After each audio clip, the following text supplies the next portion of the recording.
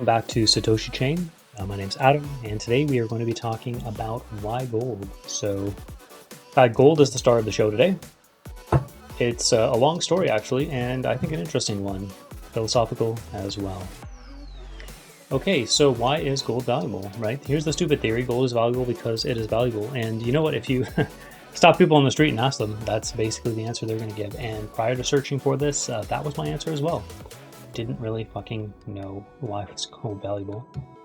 So let's expand on the stupid theory and what the proponents of it might say. I mean, what someone might propose when they believe in this. Gold is valuable because it's always been valued, right? This is circular. It doesn't actually answer the reason why gold's valuable. Gold is valuable because rich people want it. Again, like, why does rich people want it? So this just begs the question, right? Gold is valuable because it's more desired than other rocks, minerals, and metals. Okay, yeah, so we've already established that. That's in the question. Well, why is gold so valuable? And gold is more desirable because it's gold, right? It's gold, it's shiny. I don't know.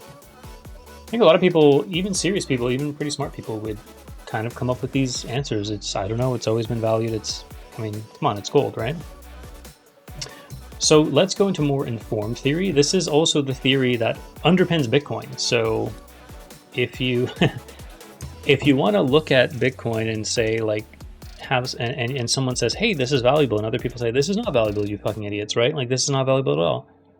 You're asking a similar question, right? Or you're going to answer it in a similar way to why is gold valuable? Now, you don't have a problem convincing people that gold is valuable. They're already convinced, right? But they still have a hard time expressing why it's valuable. And again, I'm proposing that if we can uncover and dig through and do the work to describe why gold is valuable, we'll be so much better prepared to understand what the Bitcoiners are saying, why they think Bitcoin is also valuable, right? And spoiler alert, it's because it might have some similarities, right? In terms of the technology factor. So why might informed people say gold is valuable? Well, they might say it's valuable because it performs the role of money better than any other asset. Okay, so now we have got to get into the definition of money, and that is going to be a big one. That's a big one for us. Stepping aside, it performs the role of money better than any other asset because of its superior properties. Okay, so now we've got something, a money. We want to get actually into the definition of that, like what the hell is a money? But we're also saying gold is somehow, it's a good money, it's a better money, it's a superior money, and it's not just artificially or accidentally better. There's actually things to say about gold that make it better, right? So I want to get into that as well. And then another proposition is gold gained its status over time, though the one that we are now born into the world where we know gold, by outcompeting all other assets on Earth for the rank of top monetary asset. Okay, so here's a few questions. What is the role of money, and who decides that? Right? Do people just make up money? Like, what the heck is the concept of money? And what are the properties of gold that make it superior money to every other asset? Or, I mean, historically speaking, but still today. So money versus currency. There's a longer reading of this we can go into. I'm going to make it short. Money is a broad technology intended as a medium of exchange, a store of value, and a record of account. So if I move the money back and forth, I should be able to track and understand where the money has gone. And I should be able to understand, what I traded for the money. It's a medium of exchange. So again, it's an ability for me to store my wealth, my economic power or economic energy, my economic exertions, store it, and then reuse it somewhere else as a medium of exchange. And of course, a store of value, ideally our money would be a store of value. And this is where we're going to get into the distinction between currency and money. Gold has overall retained its value. It has an inflation rate of approximately 2% per year, so it goes down 2% per year in purchasing power. But relative to fiat money, it's going up, right? Like, even right now, it's having a big run up because there's fear in the markets, right? But over the last 100 years, gold has really performed well to fiat, even though gold is actually slowly losing its purchasing power. So, sorry if that's a bit confusing, but it just means that fiat is lowering its purchasing power so hard, so quickly, that gold is rising in fiat terms over time. But of course, you have to cash out both the fiat and the gold in terms of assets, cars, vacations, what have you, and you will see that both of them are losing purchasing power over time. But this begs the question, like this, if you wanted to use your currency as a store of value, that's a fucking horrible idea. Don't do that. and instead buy assets. And that's why people buy stocks. They buy houses to some extent. That might be a good idea, might not be. They buy precious metals or rare metals. Okay, so what's currency? Currency is a narrower technology. It's a narrower form of money. It's a specific form of money that's issued by the government in physical or digital form, and is more often used for daily transactions. Of course, the benefit to currency is that you can apply quantitative tightening and quantitative easing on it, so the governments can actually manipulate both the money supply and the debt that they are carrying in order to perpetuate the money supply. And they can also allow for liquidity and allow for banks to like create money. When you get a mortgage, the bank actually just has the authority to create money and increase the broad money supply by however much your mortgage was. And of course, that's a horrible thing for keeping a store of value. And it's also kind of a bad record of account because, like, you know, other people can kind of like create this thing, and so you can't have that strong trust in it. Whereas gold, it's very hard to get extra gold. Okay, we're going to get into that. So two sides of the same coin. So the reasons why people need money, and then the properties of assets, you know, shells, silver, gold, fiat, Bitcoin, that address those reasons. Okay, so I want to make this very, very clear. There are reasons why people need money, and this is not just modern day. This has been throughout history. And so money has been a concept, a technology that's proven itself time and time again throughout history in various forms or manifestations. So there's the reasons why people need money. We talked about that, you know, medium of exchange, store of account, something that's tangible and durable to store their value. And then there's the properties of things to meet those needs, right? To suffice those needs, to address those needs. So why money? So we talked about this. Medium of exchange addresses the double coincidence of wants, right? So instead of us bartering with our commodities and hoping that we each want the same commodity at the same time, we can use some sort of go-between, some sort of abstraction of our economic value. Of course, you can store the value. So if you've got you know, goods that perish over time, you can store them. You can store your you can store your oats for only so long, but you can store a gold coin for a very long time. And it's a unit of account, a common measure of value in goods, and simplifies economic calculations because we can all calculate things relative to the money supply, to the value of a dollar. So money is, this is kind of more from a Michael Saylor perspective, and I think more from a Bitcoiner perspective, but I think this is actually philosophically true. Money is the economic energy distilled into an amorphous state of transferable value. So it's kind of like, I know most people haven't thought of it this way, but it's almost like what you want out of a money is something that's almost like water that can take the shape of any container that it's in. It's so adjustable and malleable that you could use it over and over again in all sorts of different situations, right? Wouldn't it be horrible if I had to, like, if I went to Metro and I had to bring my food money, which was different from like my car money and different from my energy money, right? And I had all these different monies. Like, the ideal would be to have like one currency to rule them all, so to speak. So money is this ability for me to take my economic output, whether I'm working a job or I'm cutting down trees, I'm adding to the social, the services sector, or I'm coding for a program. I want to take that time, that energy I spent, and put it in this one universal token that I can then go around to do things with, right? So worker exerts effort, resulting in productivity. They convert their work effort into productivity results, and money captures the productivity results into a transferable, storable, and highly sellable medium.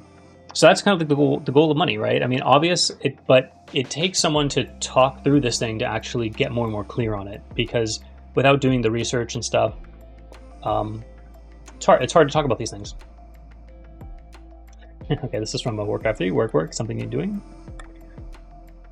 So we've established that people are trying to do something by employing money, right? And I just spoke to that thing. That thing is to like create this amorphous, generalized, universal token of exchange and storing of their economic energy. And they're attempting to solve a few issues, and they're employing a technology, money, to do that, right? So the issue is, if I produce commodities, they're going to deteriorate over time. The double coincidences of wants, that is an issue. And the ability to translate, my very narrow thing that I do into the economy into an abstract unit that can be used anywhere in the economy, right? These are the things that we want money to do. So technologies, we've tried to satisfy our economic needs. And this actually, so commodity money, we like grains, livestock, tea and rice. Obviously, these all deteriorate over time. Shell money, you've got different, and specifically different indigenous tribes around the world. They seem to have created this concept separately from each other, right? They've got rare ornamental items like rye stones, the island of Yap, which is very interesting. The British came and were like, oh, we can make, they destroyed their economy because they were able to make these stones using technology, and so they devalued them, right? Feathers, beads, and then of course metal objects. So even copper tools, metal ingots and weapons, bronze tools, bronze ingots, weapons, and then iron bars and iron tools. So all of these were at one time a form of money. But eventually one rose above all. These are the Highlander rules of money. There can only be one. I haven't actually seen the movie, but I know the reference. So gold, the Sigma asset, right? Gold's rise was undeniable, right? This is kind of the proposition I'm making. It was in essence a meme, and I'm using meme in the way that Richard Dawkins uses the word meme in Selfish Gene, that spread across the world in stages. And some countries resisted. China was really invested in the silver standard for a long time. However, they couldn't hold out. None could hold out over the dominance of gold. Now, I don't want to say it's all the properties of gold. To some extent, it was also social. But again, the people who were using gold were in a better off state than the people who were using silver, for the reasons that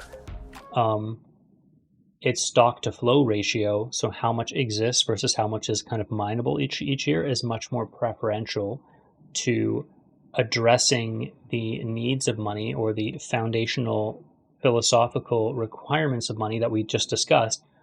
It was superior to silver, partly because of its durability. It's more durable than silver, but partly also because of the stock to flow.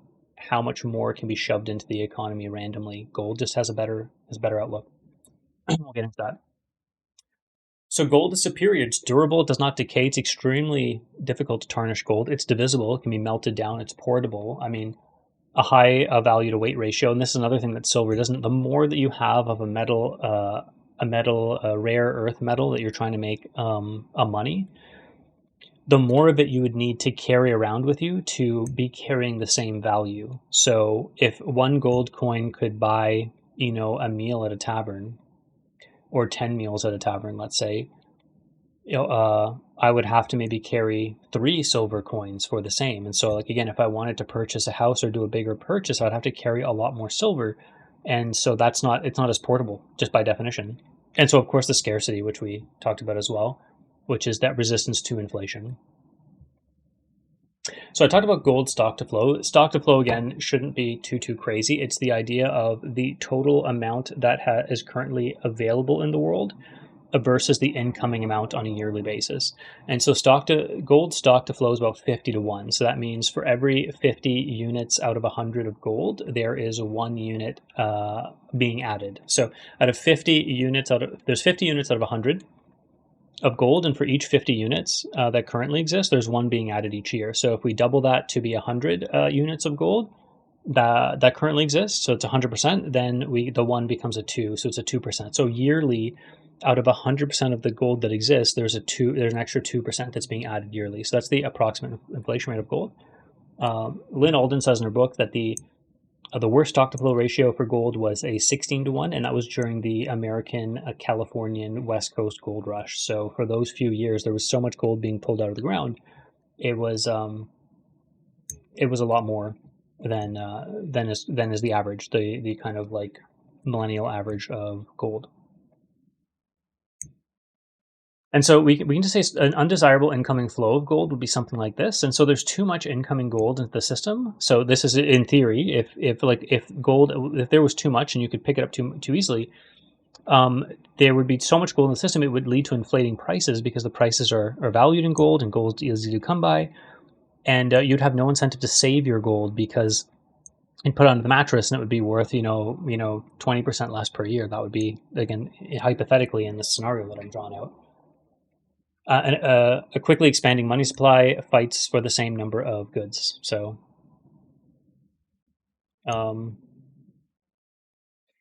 so undesirable incoming flow of gold is if the stock to flow is too low, then people begin to value the money more than buying items. So this also causes a jam up or a gumming up of the economy because the money is now valued more than the items, and everyone knows that if they just hold on to their money, it'll be worth more and more and more as time goes on, right?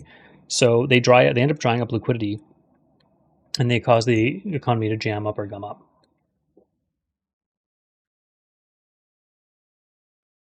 So in terms of rarity, it's not the full story, and I think this is something that a lot of people would miss, including myself initially. There are things that are rarer than gold, but they make for horrible money. So meteorites, Lynn Alden talks about this. Meteorites are one form of rare object. They're actually rarer than gold on the planet Earth, but they're too rare to be used as money, and they're also pretty fragile. Like they can be tarnished over time, and you can't divide them up as easily with gold. You just melt it down. So what about silver, right? Silver is pretty good, and it has been used and still is used as a form of money.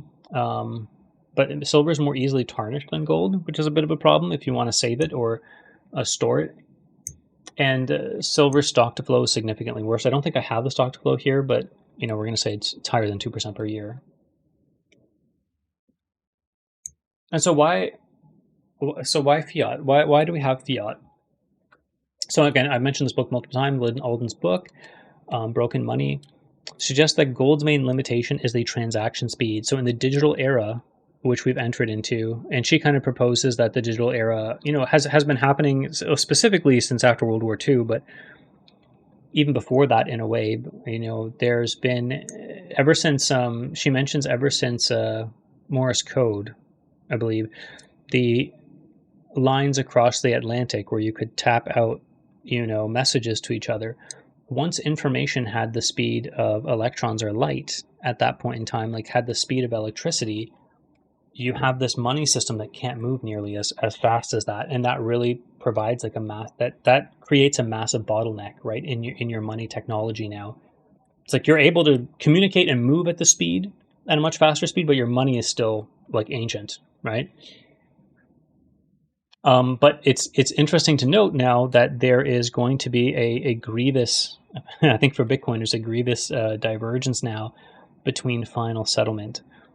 So final settlement is only possible by physically transporting gold, which is slow and costly. And what final settlement means is that when a transaction is made, the transaction is also finished, right? And so this means that the person who is owed money, the creditor and the debtor, the person who goes into debt, it happens instantaneously. There's no middleman, there's no mucking around with it. There's no intervention inside of that system. And so if I had gold money and I gave it to you for services rendered and you rendered those services, the transaction is over. There's no room for convolution to happen, and there's no room for corruption to happen. Obviously, I could have a fake, gold bar and this kind of stuff, but in the actual transaction, there's no room for corruption in the actual movement of the monies, right? The money could be faked, but the actual movement of it, the handing over of it, there's no third party, there's no bank involved, there's nothing. This is final settlement. When you have an abstraction on money that moves at the speed of light or the speed of electrons, now you've got a bit of an issue because you've got an abstraction where there is a potential for corruption. There's a corruptible layer there. You do not have final settlement. That's what I'm also mentioning. So for money to move at the speed of data, we need to build an abstraction, and increasingly a digital abstraction of money, some sort of fiat currency, which is what we have now. Settlements can be very quick, verification can be somewhat quick, and trust has to be somewhat high now because you have to trust in all the whole ecosystem that's supporting your money, right? And for kind of like for coding terms, it's kind of like if you are using a bunch of third-party APIs and moving your information, your data throughout a system, you're increasing your attack vector, right? Your security attack vector, as opposed to, transiting the item in an encrypted way to only one person with only one entity with no other third parties ever being privy to the data. So you're creating a security risk, at least we would know in computer and computer science. And what I would say is that this is also a kind of a security risk for the integrity of your entire money system, not just the money itself. So fiat currency is costly because it's prone to devaluation due to political and corporate incentive structures. So you've got people in there now, and they've got the levers, the control over this money abstraction. You don't have final settlement, so you have incentive for fuckery. The fiat trade-off.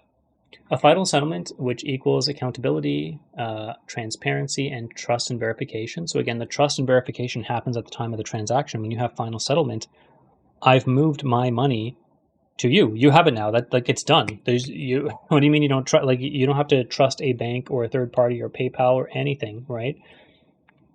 And furthermore, the more important point is not just that you're worried about your PayPal being hacked or whatever, but it's that you've got this money that's not susceptible to political pressure. So I've given you the gold now, and the gold actually, because fiat currency, so this is not just a hypothetical, what I'm literally posing to you, I'm giving you gold, and it's actually going up in value relative to the fiat because the fiat's being devalued. So that's how bad the fiat currency is. When I'm giving you fiat, and then you're going and you're giving it to someone else, it's kind of like a fucking time bomb. Like you simply can't buy as much shit with it as you could in the past. And this makes certain things. Let's just talk about this for a second. This makes certain industries a little squirrely. It's a little hard to operate. So if I buy a condo in 2010 and the cost is XYZ dollars, right? Maybe it's $300,000, maybe it's $600,000. I get to pay it off in tomorrow's money, and because tomorrow's money is devalued, I'm paying the bank back money that's actually not the same type of money as when I bought it. So I get a mortgage right away, and I give the construction company the money right away, so they get the fiat currency in $2010, and they get to move it.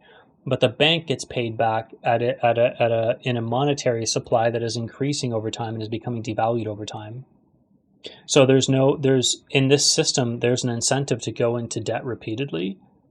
So go into debt with today's dollars and today's purchasing power to then repay that debt back in tomorrow's dollars. And this is, I think, a kind of a sickness in the financial system itself. And even though the system works, there are certain ways that you can fuck over other people or other organizations within the system. And depending on who you are within the system, it's not an entirely fair system.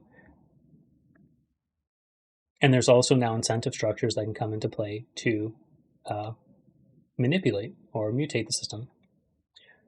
So we traded final settlement, which is accountability, transparency, and trust and verification for speed, transportability, and lower fees, right? Because again, instead of putting my gold in a chest and moving across the ocean, I can just give you this abstracted unit of value. We can call it a day. So the trade-off was high transport fees, high storage fees, and glacial transportation speeds. So that's on the hard money or commodity, rare earth metal money. And we traded it for no supply cap, high potential for corruption, and limited verification. So, and this is from South Park, and you got to choose between a douche or a turd sandwich, right? A giant douche or a turd sandwich. Okay, so that's it for part one here. I'm going to end it here, and we're going to have to talk about the part two, which is kind of like, what if we had a digitally native form of hard money, so something that's truly scarce and digital, and we could combine the benefits of gold with the benefits of fiat in some way and create some sort of Frankenstein that kind of like does both. So spoiler, I'm going to say that crypto right now is not going to replace fiat, but in a way that's kind of good, like what I've been saying. There's some sickness inherent in the fiat system that you want to replace, but there obviously, like any technology, there will be trade-offs. So it's not going to be like a perfect replacement. I think if cryptocurrency goes on for long enough, they could probably come up with something that has like the properties of fiat that are actually redeeming and worthwhile and worth tracking.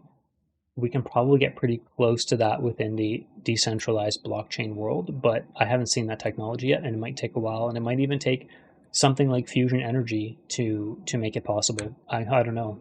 It just depends on what the technology looks like. But we're going to talk about that next time, which is like Bitcoin. What's the relationship to the story of gold, to final settlement, to verification, to moving final settlement at basically the speed of digital, right? And where it rubs up against the world of fiat and how they can kind of like play together. So that's for next time. Thanks for watching the Satoshi Chain. My name's Adam, and take care. Bye now.